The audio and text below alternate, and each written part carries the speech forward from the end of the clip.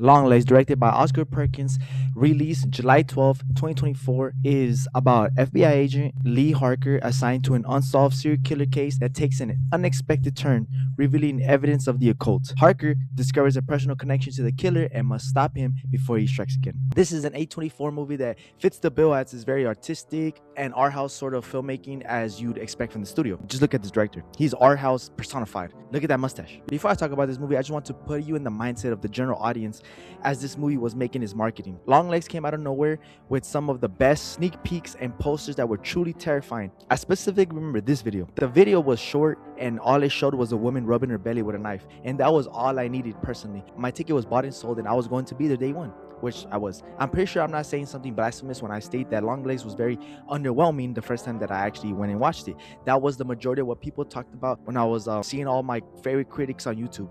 It was a consistent criticism that this movie just didn't live up to the hype that was made because of the fantastic advertising campaign. I mean, that's not really the movie's fault that whoever was in charge of the trailers, posters, and just exposing the movie to the audience not only did a good job, but probably did one of the best jobs in modern history.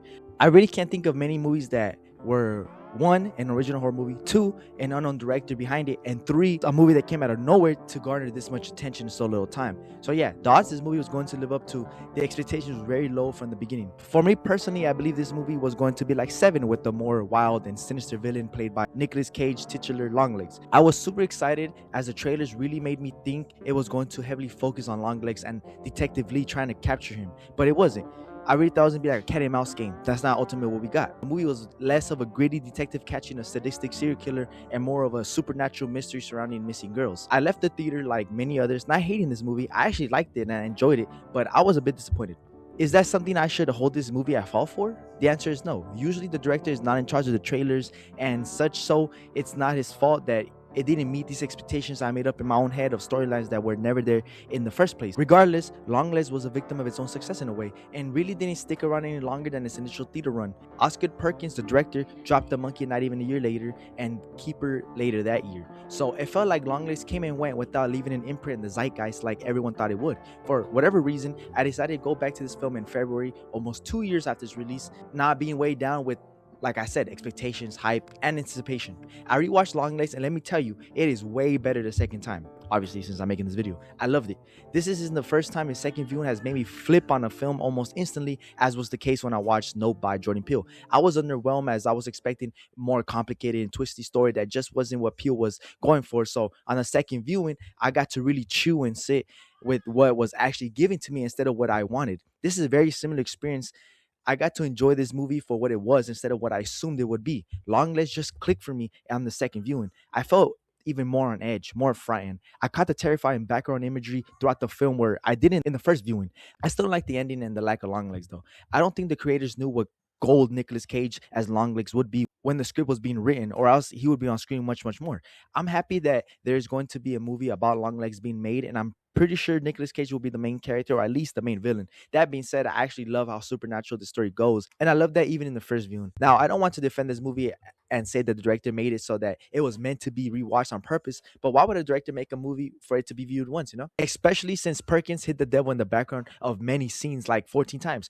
So there's this little game you can do, which is to try and find all the scenes in which the devil appears hovering over Detective Lee. It's not just there for it to be scary and spooky, but as the movie unravels, you learn how long the devil has been a part of Lee's life, metaphorically and physically being in her life. One of my favorite reviews that was really cool is that Longlegs calls the devil the man downstairs, all while residing in the basement within Lee's house, as he is also, the man downstairs. I found that so scary and such a cool little detail in the plot.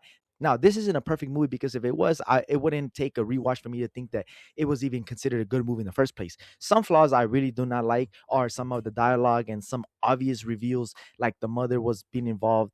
That never got to me. I always knew that was gonna happen. All of her scenes just had this underlying weird and ominous vibe to them. So instantly, I knew she was up to no good. I mean, you can chalk it up to her just being an old and senile, but nah. That would have been overthinking it a bit too much. Another flaw I don't like is how predictable the actual ending is. As soon as Agent Carter invited Lee to his daughter's birthday, I put all the pieces together because we learned at some point in the movie that Longlegs targets kids who turn 14 or 15. I don't remember the age exactly, but I figured out the ending pretty quick into the movie. Those are really the only issues that I have with this film. I think Oscar Perkins is just a great visual director, and this script is a great platform and foundation for him to excel. I'm very excited to see the next Longlegs film, and I hope that Nicolas Cage has way more screen time, and maybe is even the main character on some, Maniac or The House That Jack Built type film. Please do yourself a favor, and if you didn't like this movie, give it a rewatch because you definitely are gonna like it way more, knowing that there's no preconceived notion that you've had when you first watched it.